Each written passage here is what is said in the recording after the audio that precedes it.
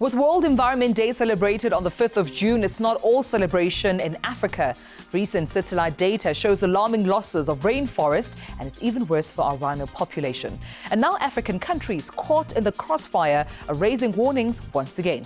But later on in the show, we see how COVID-19 has changed many fortunes of local businesses.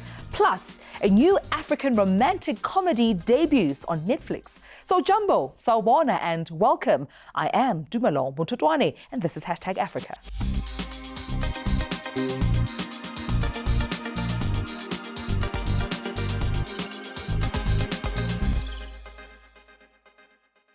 Two of the world's 5 rhino species could easily be wiped out of existence. Now, this is according to the International Rhino Foundation report. With only 27,000 remaining species, game parks in South Africa have started with a process of dehorning dozens of rhinos to save them from armed poachers. South Africa has dehorned dozens of rhinos in 3 popular game parks, a move aiming to prevent armed poachers taking advantage of a crashing tourism to kill rhinos for their horns. The controversial exercise leaves rhinos with horn rumps too small for poachers to bother with. Nico Jacobs, a helicopter pilot and founding member of the non-profit Rhino 911, took Reuters for a ride over the Pilanesberg National Park, where we spotted a lioness eating the carcass of a rhino that had been poached days earlier. Experts fear the recent absence of tourists due to the global lockdown may have already spurred a poaching spike. The team then headed to a spot where they tranquilized a female rhino before removing her horn with an electric saw. One of her calves had to be restrained. But Jacob says the main goal is to protect the animals. One of the only solutions that we have now is to trim the rhino's horns, and so we've started this unprecedented practice to try and protect these animals by removing their horns. We're not saying it's the absolute solution. Working alongside authorities, they began dehorning 3 years ago. Jacob said they had since seen a drop in poaching. The numbers of rhinos in the parks and how many have been poached are kept secret to protect them. The creatures have walked the earth for 30 million years, but decades of hunting and habitat loss have reduced their numbers to about 27,000 today, according to the International Rhino Foundation. A rhino horn sells for about $60,000 a kilogram. That's more than cocaine or gold. In East Asia, it's used in medicinal potions, despite containing the same key component as human fingernails. Dehorning is controversial, especially as it makes male rhinos vulnerable in fights. But horns are not essential for survival and, like fingernails, they do grow back. Not all is lost, but the Global Forest Watch says 2019 saw the Democratic Republic of Congo lost nearly half of its rainforest. Now, this is the second highest total in the world behind Brazil. Democratic Republic of Congo lost 475,000 hectares of rainforest last year, according to data released by the Global Forest Watch on Tuesday. That's the second highest total in the world behind Brazil and the Central African nation's third highest on record. GFW said most of the deforestation appears to be due to the cyclical farming practices that typically allow forests to regrow. But the data platform also warned of emerging evidence that large-scale commercial operations such as logging, mining, and plantations are accounting for more tree loss than previously thought. GFW added that the forest loss has increased slightly in DRC's protected areas, especially in reserves and hunting zones with fewer financial resources for enforcing protection, as well as in the east of the country where there is greater population pressure from people displaced by conflict. However, there's some brighter news from West Africa. Ghana and Ivory Coast both reduced primary forest loss by more than 50%, GFW said, possibly due to pledges by countries and cocoa and chocolate companies to end deforestation. Though a significant one-year improvement in promising, GFW said it will take time to see if the measures have an enduring impact. Globally, GFW said tropical rainforests disappeared at the rate of 1 football pitch every 6 seconds in 2019 and urged countries to increase forest protection. The world's top producer of the chocolate ingredient have a new protection plan which is underway to reverse years of deforestation caused by cocoa farming. Decades of intensive cocoa farming led to rapid economic development in the Ivory Coast. and turned the country into the world's top producer of the chocolate ingredient. But clearing land for farming all but wiped out the Ivory Coast's forests. An ambitious new forestry policy could reverse that. It aims to take back control of government-managed parks and forest reserves. Amole Toure works for the campaign group Mighty Earth.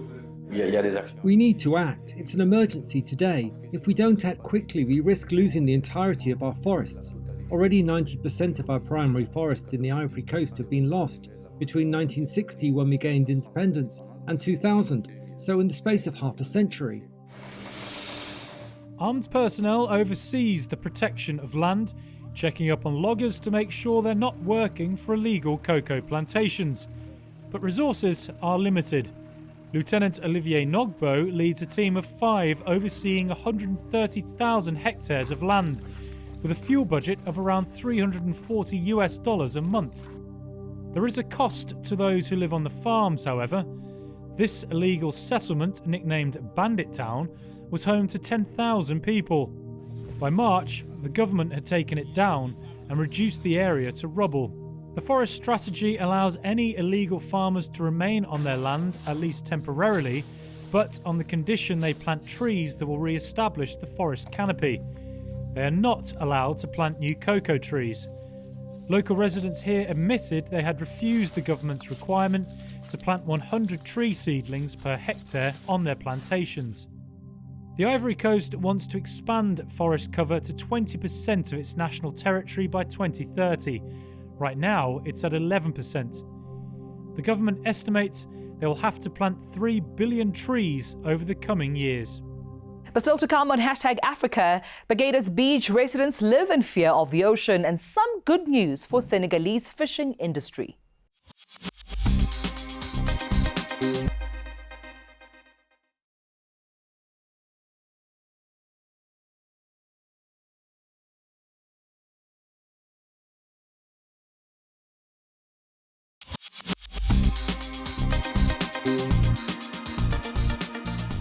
Now in West Africa, villagers in Togo's Bagida Beach are living in fear as ocean waves continue to move to their homes.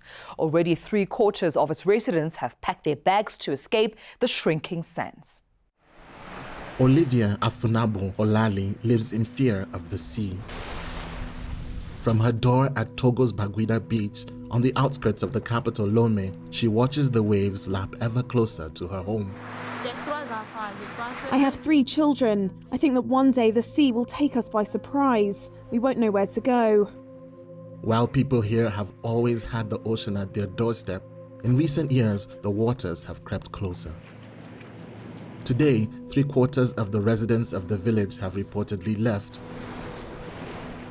The evidence they were here slowly erased by the swirling tide. Those who remained, like Asa Koko Agbepiotor, struggled to get by on the shrinking sands. I am here. I am an heir. The sea has destroyed everything. Now I am tired. I am also old. I don't know how I'm going to eat.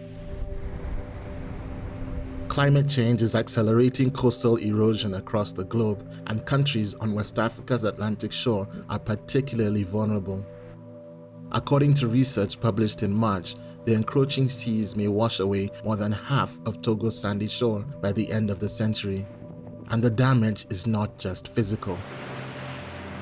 Environmental degradation in the coastal areas of 4 West African countries, including Togo, cost $3.8 billion, or 5.3% of their GDP in 2017, according to a World Bank study last year. Chief Togui Dorali lives in a makeshift shelter of straw and planks while he rebuilds his home for the 6th time.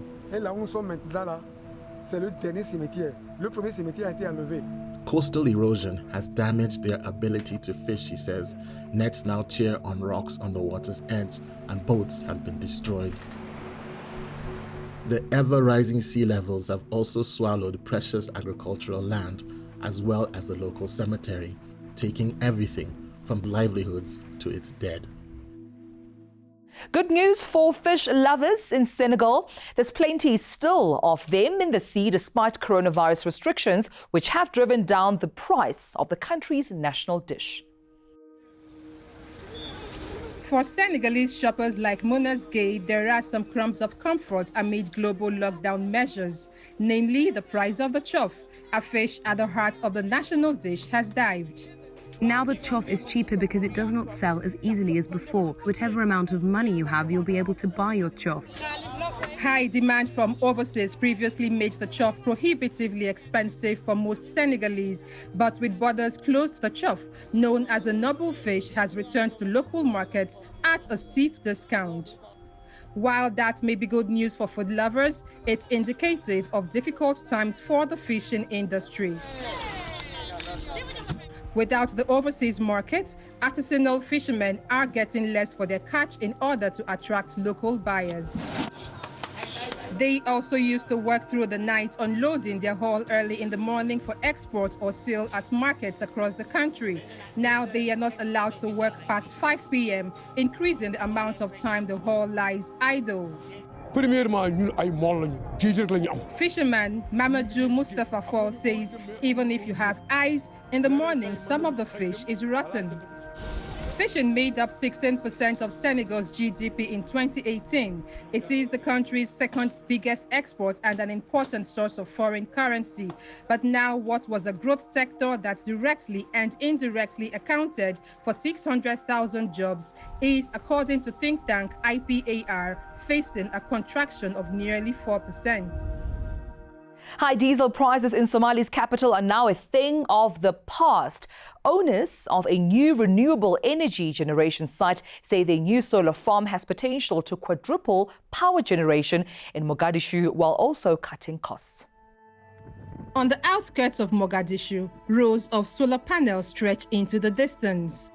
This is Somalia's newest renewable energy generation site, and its owners say it should quadruple power generation for the Somali capital whilst also cutting bills. A relief for those who are facing crippling costs from diesel-generated electricity.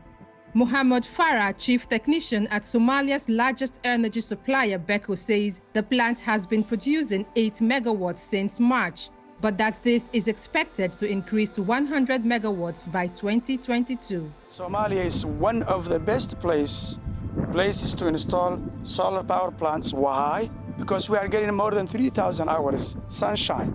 You know, in Europe, they might get in less than 1,000 hours, and still they are installing solar. Somalia, which plunged into civil war in 1991, has no national grid, and each major city is powered by private companies that largely rely on diesel generators. Beko says its solar panels now provide power for 4 hours per day to its 300,000 customers, with generators making up the rest. The latest addition of solar, it says, has already reduced the cost of electricity from 49 cents per kilowatt hour to 36 cents. That's good news for customers like hotel owner Mohammed Jumali, who says he now has stable electricity 24 hours a day. But in Somalia, he's in the minority. Officials say that at present, 85% of the population has no access to electricity. Still to come, romance and cooking come together somewhere in Zimbabwe when we return.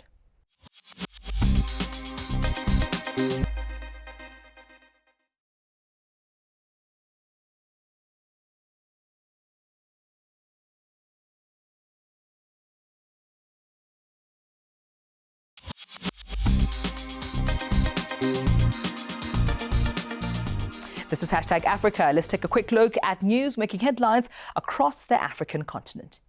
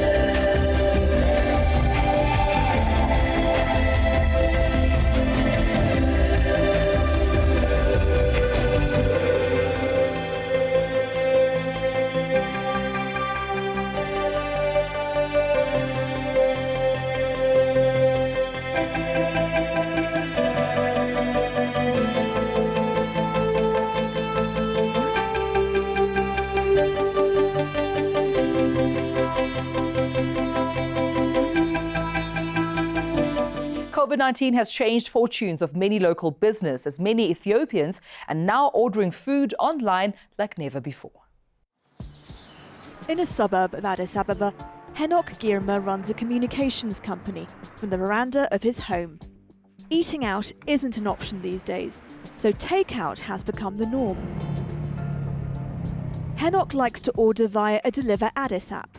I mean, a lot of things have changed since the coronavirus pandemic has happened, but when it comes to working from home in a safe environment and being able to order whatever I want, it's really made that aspect of this whole situation a bit easier to deal with.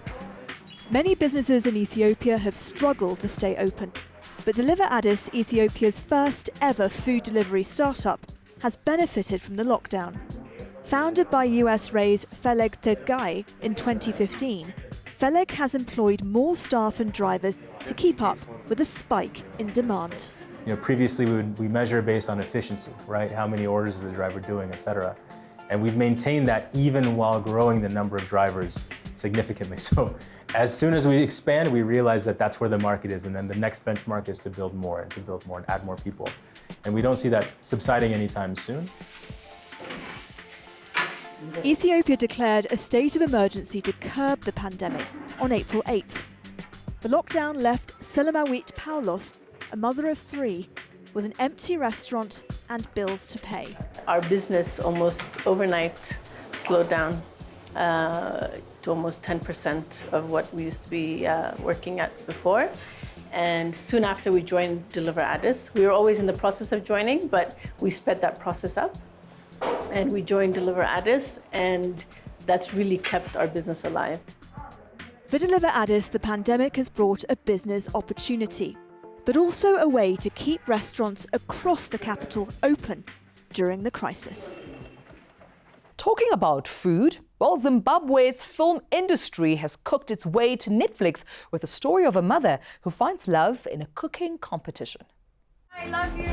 Zimbabwe has served up its film debut on Netflix. So, we're looking for 16 chefs to take a romantic comedy about a single mother who finds love during a television cooking contest. This is for professional chefs. I wouldn't stand a chance. The movie's called Cook Off. It premiered on Monday, and it's definitely not the usual story you'd hear from Zimbabwe, which typically makes headlines due to its political crises and economic woes, including food shortages. But producer Joe Njegu says they wanted to show that there's more to his country. We also fall in love. We also enjoy nice food. We also have very nice stories. Like, we're human too. I'm gonna kick your butt. In the film, Anasu, the main character, faces a difficult task. Only professional chefs have ever made it past the second round. And Njegu also battled against the odds. With a production budget of just $8,000, cast and crew signed deferred contracts, and studio owners and equipment hire companies were brought on board without making immediate payment. The cast and the crew, everyone can get paid from it. The rom-com was shot in 2017, in the final months of Robert Mugabe's rule. Go big or go home. But few Zimbabweans had heard of it, even as it picked up awards from several international film festivals. All that changed when Netflix, which has 189 million paid viewers, came calling earlier this year. Cook Off being on Netflix, it's a big foot in the door. It's a big hello. This is Zimbabwe, we're here. I just feel like I'm way out of my depth. Cook Off's creators are now in talks with Netflix about possible future productions. I didn't think you were a quitter. Well, that's it from me, Dumelo Motutwane. But remember to keep the conversation going online on Twitter. We are at Africa_ENCA. We leave you now with these beautiful pictures from our beautiful continent of Africa. But until next time, goodbye.